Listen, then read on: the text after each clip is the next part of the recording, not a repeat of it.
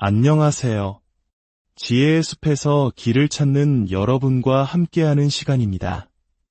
오늘 우리가 나눌 이야기는 한 사람의 내면에서 시작하여 우리 사회 전체를 뒤흔들 수 있는 거대한 힘에 관한 것입니다. 이야기를 시작하기에 앞서 잠시 시간을 내어 좋아요와 구독을 통해 이 지혜의 여정에 동참해 주시길 부탁드립니다. 여러분의 작은 클릭 하나가 더 많은 분들이 자신의 내면을 깊이 들여다보고 진정한 자유를 향한 첫걸음을 뗄 수 있도록 돕는 소중한 나눔이 될 것입니다. 여러분의 삶에 늘 평화와 지혜의 빛이 함께하기를 기원합니다. 아무것도 필요로 하지 않는 사람, 그는 사회의 가장 큰 위협이다. 이 말은 폭력적이거나 위험한 사람을 뜻하는 것이 아닙니다.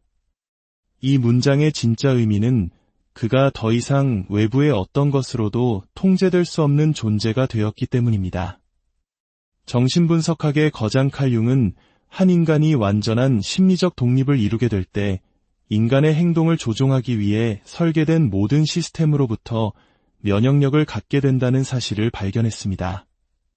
그리고 이 사실은 권력을 쥔 자들을 깊은 두려움에 떨게 합니다. 한번 상상해 보십시오. 당신은 지금 서울의 강남역이나 광화문 한복판을 걷고 있습니다.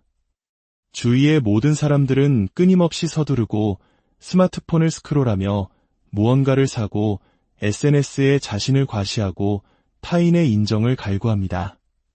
그들은 더 높은 직급, 더 많은 좋아요, 그리고 언젠가 자신을 행복하게 해줄 것이라 믿는 다음 소비를 향해 맹렬히 달려가고 있습니다. 하지만 이 혼돈의 한가운데 완전히 정지해 있는 한 사람이 있습니다. 그는 게으르거나 무기력해서가 아닙니다. 그는 이 모든 소음을 무의미하게 만드는 내면의 무언가를 발견했기 때문입니다. 저는 이것을 심리적 주권이라 부릅니다. 칼 융이 일생의 특권은 진정한 자기 자신이 되는 것이다 라고 말했을 때 묘사했던 바로 그 상태입니다. 이 사람은 이 세상의 모든 기업, 모든 정치 시스템, 모든 소셜미디어 플랫폼을 위협하는 한 가지를 해낸 것입니다. 바로 완전해지기 위해 더 이상 외부의 인정을 필요로 하지 않게 된 것입니다.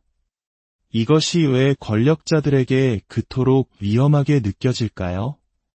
우리의 경제와 사회 시스템 전체는 의존성 고리라고 부를 수 있는 구조 위에 세워져 있습니다. 모든 광고, 모든 정치적 공약, 모든 SNS 알림은 당신을 영원한 결핍과 갈망의 상태에 머물게 하도록 치밀하게 설계되었습니다. 융은 그에 져서 발견되지 않은 자아에서 대중사회는 개인들이 자신의 진정한 본성을 깨닫지 못하도록 무의식 상태에 묶어둠으로써 기능한다고 경고했습니다. 그는 이렇게 썼습니다. 개인은 언제나 자기 자신에 대해 무지했으며 지금도 그러하다. 대중은 이 상태를 자동적으로 유지시킨다. 하지만 만약 누군가 이 무의식의 굴레에서 벗어난다면 어떻게 될까요? 융이 개성화라고 불렀던 과정, 즉 정신의 모든 부분을 통합하여 온전하고 자급자족하는 개인으로 거듭나는 과정을 성취한다면 무슨 일이 일어날까요? 그는 통치 불가능한 인간이 됩니다. 그리고 바로 그것이 시스템이 가장 두려워하는 존재입니다. 칼 융은 수십 년간 인간의 정신을 연구하며 심리학의 역사를 바꾼 발견을 했습니다. 대부분의 사람들이 평생 페르소나라고 불리는 가면을 쓰고 살아간다는 것입니다. 이 가면은 사회의 기대에 부응하기 위해 만들어진 것입니다. 융은 페르소나를 한편으로는 타인에게 특정한 인상을 주고 다른 한편으로는 개인의 진정한 본성을 숨기기 위해 고안된 가면이라고 설명했습니다. 대부분의 사람들은 이 가면과 자신을 너무나 강하게 동일시한 나머지 가면 뒤에 숨겨진 진짜 자신의 모습을 잊어버리고 맙니다. 우리 한국 사회만큼 이 페르소나, 즉 사회적 가면의 중요성이 강조되는 곳도 드물 것입니다. 우리는 좋은 아들, 딸, 성실한 직원, 유능한 부모라는 가면 속에서 진짜 나를 잃어버리곤 합니다. 하지만 융은 또 다른 놀라운 사실을 발견했습니다. 한 사람이 개성화 과정을 시작할 때, 즉 이 거짓된 껍질을 벗겨내고 자신의 그림자를 통합하기 시작할 때 경이로운 변화가 일어납니다. 그는 더 이상 통제 가능한 존재가 아니게 됩니다. 융의 통찰 중 가장 혁명적인 것은 바로 그림자에 관한 것이었습니다. 그림자란 우리가 사회로부터 거부하거나 숨기도록 교육받은 우리 자신의 모든 어두운 부분들을 의미합니다. 그는 말했습니다. 빛의 형상을 상상하는 것으로는 깨달을 수 없다. 오직 어둠을 의식화함으로써만 깨달을 수 있다. 여기에 그림자의 역설이 존재합니다. 사회는 당신에게 분노, 이기심, 어두운 충동을 억누르라고 가르칩니다. 하지만 융은 당신이 자신의 이런 부분들을 부정할 때 오히려 그것들의 노예가 된다는 사실을 발견했습니다. 당신은 나쁜 사람으로 비칠까 두려워 끊임없이 외부의 인정을 갈구하게 됩니다. 그러나 자신의 그림자를 통합한 사람, 그는 혁명적인 일을 해낸 것입니다. 그는 자신의 가장 추악한 부분을 정면으로 마주하고 이것 또한 나다라고 인정한 사람입니다. 그는 이미 자신이 부끄러워하는 모든 것을 직면했기에 더 이상 수치심에 통제되지 않습니다. 그는 선과 악을 포함한 자기 자신 전체를 이미 인정했기에 타인의 승인을 갈망하지 않습니다. 이 도덕적 노력을 완수하고 나면 당신은 감정적 조종의 면역이 되는 놀라운 경험을 하게 됩니다. 융의 여정은 여기서 멈추지 않습니다. 그림자를 통합한 후에는 내면의 결혼이라 부를 수 있는 단계가 찾아옵니다. 융은 모든 인간이 자신의 내면에 반대성의 씨앗을 품고 있음을 발견했습니다. 남성은 아니마라 불리는 내면의 여성성을, 여성은 아니무스라 불리는 내면의 남성성을 지니고 있습니다. 대부분의 사람들은 이 특성들을 타인에게 투사합니다. 남성은 자신을 완성시켜줄 완벽한 여성을 찾고, 여성은 자신을 온전하게 만들어줄 이상적인 남성을 찾아 헤맵니다. 하지만 당신이 내면의 이 상반된 힘들을 통합할 때 당신을 완성시켜줄 타인이 더 이상 필요 없게 됩니다. 한 남성이 자신의 아니마, 즉 직관, 감성, 보살핌의 능력을 통합하면 그는 더 이상 이런 특성들을 얻기 위해 여성을 필요로 하지 않습니다. 한 여성이 자신의 아니무스, 즉 논리, 자기주장, 독립성을 통합하면 그녀는 더 이상 강인함을 느끼기 위해 남성을 필요로 하지 않습니다. 이로써 심리적으로 온전하며 낭만적 완결이라는 약속이나 성별에 기반한 마케팅으로 통제하는 것이 불가능한 완전한 개인이 탄생합니다. 마지막으로 융은 심리 발달의 궁극적인 단계, 바로 자기와의 만남을 발견했습니다. 이는 에고나 페르소나가 아닌 당신 존재의 총체성 그 자체입니다. 이 단계에 도달한 사람은 내면의 권위를 획득합니다. 그들은 더 이상 삶의 지침을 외부에서 찾지 않습니다. 자신의 내면에서 지혜의 원천을 발견했기 때문입니다. 그들은 구루나 인플루언서, 전문가가 필요 없습니다. 자신의 내면의 나침반과 연결되었기 때문입니다. 융은 말했습니다. 당신의 마음을 들여다볼 때 당신의 비전은 명확해진다. 밖을 보는 자는 꿈을 꾸고 안을 보는 자는 깨어난다. 깨어난 사람, 그는 어떤 사회에서든 가장 위험한 존재입니다. 그에게는 더 이상 팔아넘길 꿈이 없기 때문입니다. 그는 이미 자신의 진실을 살고 있습니다. 한 개인이 이런 수준의 심리적 독립을 성취하면 시스템은 예측 가능한 방식으로 반응합니다. 그들은 당신에게 이기적이다, 반사회적이다, 위험하다고 낙인을 찍습니다. 수치심을 이용해 당신을 다시 의존적인 상태로 끌어내리려 합니다. 하지만 내면 작업을 마친 사람에게 외부의 비판은 더 이상 그를 흔들 수 없습니다. 그는 이미 자신의 어둠을 마주하고 받아들였기 때문입니다. 그는 완벽하지 않지만 온전합니다. 그리고 온전함은 완벽함보다 훨씬 더 강력합니다. 이것이 우리의 교육 및 제도 시스템에 얼마나 위험한지 생각해 보십시오. 모든 기관은 당신이 진실을 이해하기 위해 다른 사람의 권위가 필요하다고 믿게 만듭니다. 하지만 개성화된 인간은 내면의 권위를 성취했습니다. 그들은 전문가에게 자신의 판단을 외주주지 않습니다. 융 자신도 이러한 지적 의존을 경계하며 이렇게 말했습니다. 신께 감사하게도 나는 융이지 융학파가 아니다. 개성화된 사람은 스승에게 배우지만 결코 추종자가 되지는 않습니다. 정치 시스템 역시 마찬가지입니다. 정치 시스템은 구원자 콤플렉스에 의존합니다.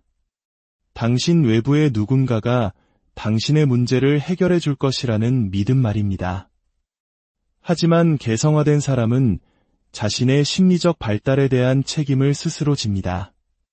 그들은 정치를 통해 개인적인 인정을 구하지 않습니다. 외부의 변화는 반드시 내면의 변화 뒤에 따라온다는 것을 이해하기 때문입니다. 그들은 심리적 작업을 통해 이미 자기 자신을 구원했기에 완벽한 지도자나 시스템이 나타나길 기다리지 않습니다. 소셜미디어와의 관계에서는 이 위협이 더욱 명확해집니다. SNS 플랫폼은 인정 중독을 중심으로 설계되었습니다. 가치 있는 존재로 느끼기 위해 끊임없이 좋아요, 댓글, 공유를 갈망하게 만듭니다. 하지만 개성화된 사람은 이 모델 전체를 무너뜨리는 것을 성취했습니다. 그들은 자신의 내면에 있는 가치의 원천과 연결되어 있기에 외부의 인정이 필요 없습니다. 융은 가장 두려운 것은 자기 자신을 온전히 받아들이는 것이다 라고 썼습니다. 일단 이 내면 작업을 마치면 인터넷 속 낯선 사람들의 의견은 무의미해집니다. 어쩌면 이 변화가 가장 위협적인 곳은 바로 인간관계일지도 모릅니다. 우리의 연애와 결혼 문화는 완성신화, 즉 당신을 온전하게 만들기 위해 다른 사람이 필요하다는 생각 위에 세워져 있습니다. 하지만 개성화된 사람은 결핍이 아닌 온전함의 상태에서 관계를 시작합니다. 그들은 자신을 고쳐주거나 완성시켜주거나 외로움에서 구원해줄 사람을 찾지 않습니다. 자신의 온전함을 함께 나눌 사람을 찾습니다. 이는 두 명의 궁핍한 반쪽이 하나를 이루려는 관계가 아닌 두 명의 주권적인 개인이 맺는 의식적인 파트너십을 만듭니다. 하지만 여기서 반드시 짚고 넘어가야 할 함정이 있습니다. 바로 영적 우회입니다. 많은 사람들이 융의 이론을 듣고 고통스러운 통합의 과정을 건너뛰려 합니다. 자신의 그림자를 마주하지 않고 깨달음을 얻고 싶어 합니다. 융은 이 덫에 대해 분명히 경고했습니다. 나무는 그 뿌리가 지옥에 닿지 않고서는 천국까지 자랄 수 없다고 말했습니다. 개성화는 명상이나 긍정적인 생각만으로 이룰 수 있는 것이 아닙니다. 영혼의 어두운 밤을 통과해야만 합니다. 그렇다면 어떻게 이 심리적 독립을 실제로 성취할 수 있을까요? 융은 개성화의 네 기둥이라 부를 수 있는 구체적인 과정을 제시했습니다. 첫째, 그림자 작업입니다. 당신이 거부해온 자신의 일부를 인식하고 통합하는 것입니다. 융은 말했습니다. 당신이 무의식을 의식화하기 전까지 그것은 당신의 삶을 지배하고 당신은 그것을 운명이라 부를 것이다. 다른 사람을 혹독하게 비판할 때마다 스스로에게 물어보십시오. 나는 지금 내 안에 어떤 부분을 거부하고 있는가? 당신의 비판은 당신 자신의 그림자를 비추는 거울입니다. 둘째, 아니마, 아니무스 통합입니다. 당신 내면의 반대 성적 특성을 개발하는 것입니다. 남성이라면 직관적이고 감성적인 면을, 여성이라면 자기주장적이고 논리적인 면을 끌어안는 연습을 하십시오. 셋째, 페르소나 인식입니다. 진짜 당신과 사회를 위해 쓰는 가면 사이의 차이를 이해하는 것입니다. 핵심은 가면에 먹히는 것이 아니라 의식적으로 가면을 활용하는 것입니다. 넷째, 자기와의 연결입니다. 당신의 에고보다 더 큰, 그러나 당신의 정신 안에서 발견되는 의미의 원형과 관계를 맺는 것입니다. 꿈, 직관, 내면의 목소리에 귀를 기울이기 시작하십시오. 이 과정을 시작하면 당신은 동조 압력에 직면하게 될 것입니다. 가족, 친구, 사회는 당신을 예전의 모습으로 되돌리려 할 것입니다. 당신이 경계를 설정하면 이기적이라 불릴 것이고 의미 없는 사회적 유래에 참여하지 않으면 반사회적이라 불릴 것입니다. 하지만 기억하십시오. 그들의 저항이야말로 당신이 올바른 길을 가고 있다는 증거입니다. 시스템은 자신을 위협하는 것에만 저항하기 때문입니다. 이 여정의 가장 힘든 부분 중 하나는 진정한 외로움일 수 있습니다. 당신이 타인을 위한 연기를 멈추었을 때 많은 관계들이 진정한 연결이 아닌 상호 연기에 기반했음을 깨닫게 될 것입니다. 하지만 이 역설적인 외로움은 사실 자유입니다. 당신은 더 이상 당신인 척하는 당신을 좋아하는 사람들에게 둘러싸여 있지 않습니다. 이제 진짜 당신을 사랑해 줄 수 있는 사람들을 위한 공간을 만드는 것입니다. 이 과정을 통해 당신은 권력의 이동을 경험하게 됩니다. 외부에서 힘을 얻으려 애쓰는 대신 내면의 힘에 접속하기 시작합니다. 이것이 바로 조용한 권위를 만들어냅니다. 굳이 자신을 드러내지 않아도 느껴지는 존재감입니다. 사람들은 당신이 다른 차원의 의식에서 움직이고 있음을 감지합니다. 당신은 반응적이지 않고 궁핍하지 않으며 조종될 수 없습니다. 개성화는 전염성이 있습니다. 한 사람이 진정성 있게 살아가는 모습을 보면 다른 사람들의 내면에 잠자고 있던 진정성에 대한 갈망이 깨어납니다. 이것이 바로 진정성 바이러스입니다. 진정으로 개성화된 한 사람은 수십 명의 다른 사람들이 심리적 독립을 향한 여정을 시작하도록 영감을 줄 수 있습니다. 이것이 바로 시스템이 변하는 방식입니다. 혁명을 통해서가 아니라 의식의 진화를 통해서 말입니다. 디지털 시대에 개성화는 그 어느 때보다 중요합니다. 우리는 무의식 상태에 머물게 하려는 메시지의 홍수 속에 살고 있습니다.